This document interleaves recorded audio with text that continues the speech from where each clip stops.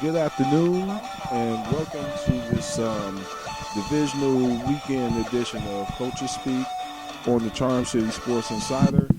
In this rainy Saturday afternoon in Baltimore, Maryland. Um, Let me just start by saying that all my bets are for entertainment. All of my picks are for entertainment purposes only, and follow my advice at your own peril. After me licking my wounds with a 1-3 record last week. Um, Even though they say excuses are for losers, I'm going to go ahead and give my excuses anyway. I could have easily went 3-1 last week if Kansas City didn't have an epic historic meltdown and the Bungles were the Bungles. Okay, so more realistically, I probably have been 2-2 because the Bungles are the Bungles. So, hey, it is what it is, and that's what I get for rooting. That's what I get for picking the Bengals. Anyway, let's go ahead and start with the two games that's on the slate today. New Orleans at Seattle and Indy at New England. One is a rematch game. One is one of the three rematch games of this weekend, and Indy and New England, even though they didn't play each other this year, the Patriots sort of smacked Indianapolis around last year, beating them 59-24.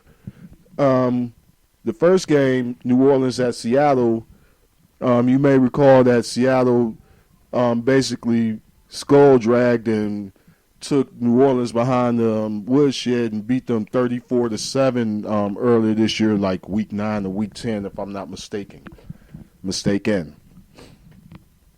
And let me just say this on the, before I move on, that all the stats that I provide are courtesy of Russell Baxter at coldhardfootballfacts.com.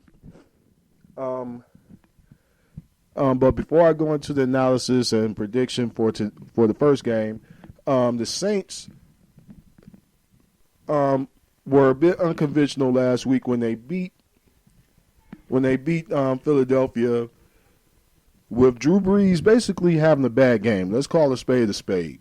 Drew Brees wasn't Drew Brees, and the Saints wound up winning the game nonetheless on the strength of running the ball for 185 yards last week.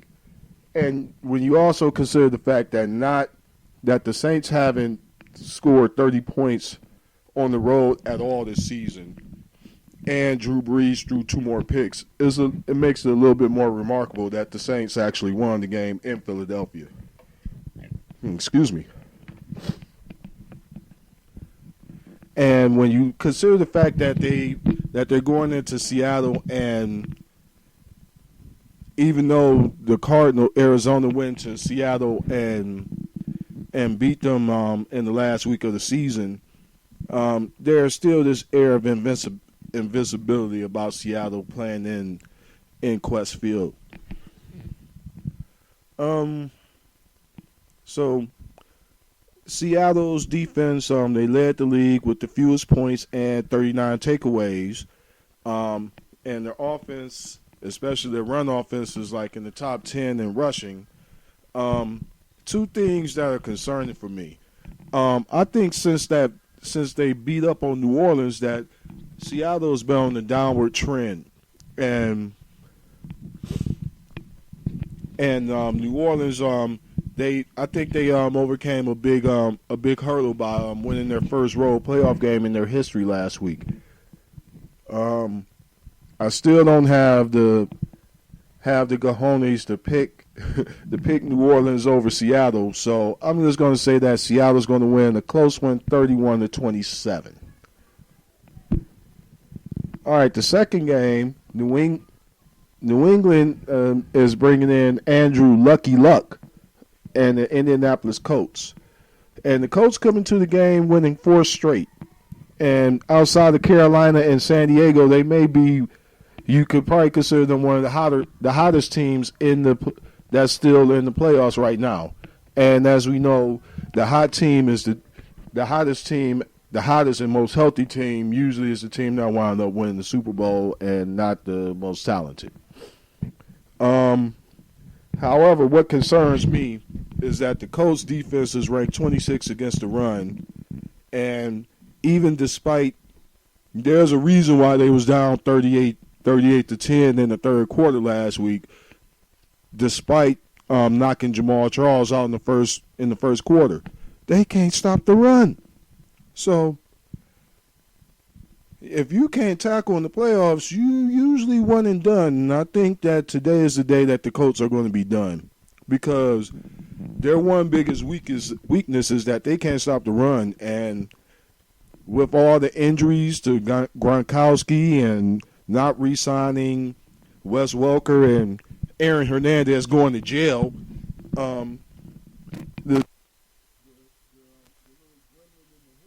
has transformed this team to a running attack like they did when they won their first three Super Bowls in the early 2000s. Even though the Patriots are going to win today, in my opinion, it's just some stats that I just need to put out there that's alarming to me, and that I think that they'll win today, but I think that they'll run the end next week. The Patriots are 17-7 since in the Bill Belichick era in the playoffs, but in their last 14 since Spygate, they're 7-7. The Patriots also are 7-4 in games decided by 7 points or less this season, and these are my two biggest ones.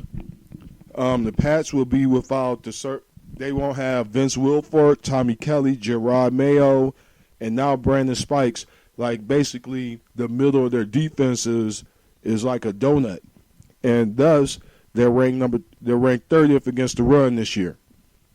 And I'm sorry, you can't win. You can't. I don't know, Tom. And I think it's just too much for the Patriots to overcome this year. Despite all that, I'm still going to say that the Patriots, especially this year when they don't blow anybody out, is probably going to come down to who has the ball last between Tom Brady and Andrew Luck. And I'll say that Brady will. The Patriots are going to win 21-17 against the Colts today. All right, thanks for the first installment of listening to the first installment of Coaches Speak with Coach B-Mac on Charm City Sports Insider.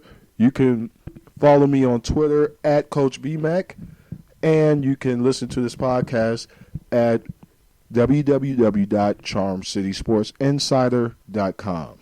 Thanks, and enjoy the playoffs. We've come to the conclusion of another edition of Coaches Speak with Coach B-Mac and the Mijo Communications production.